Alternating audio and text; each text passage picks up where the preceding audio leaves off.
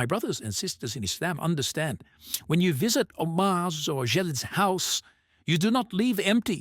You do not leave empty. And in this worldly life, if I was to visit someone, or someone invited you to his house, when I'm invited to someone's house, or someone's invited to someone's house, Yani, you come out full.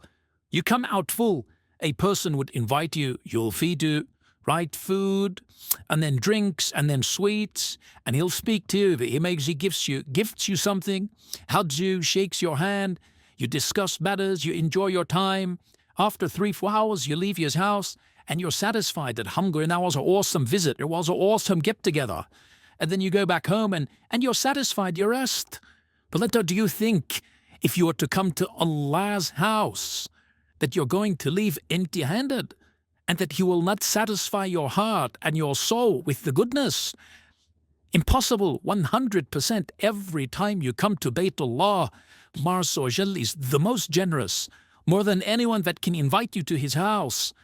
If you understand the need for why we're supposed to come to Al-Masjid, there are grand prizes and gifts that are handed out for each person that sits in Al-Masjid, according to how much you sit, what you learn, what you do, what salat you attend, what dhikr you do, what qira'atun Quran you do, what kind of love you show for your brother. All of this while you're in the masjid, Allah Azza wa Jal is feeding your heart, feeding your soul, wal hasadat.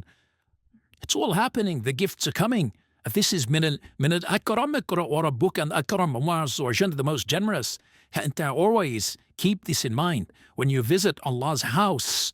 When you visit Allah's house, and He's the one who invited you, you're going to leave Al-Masjid with bags of gifts. You just can't see them.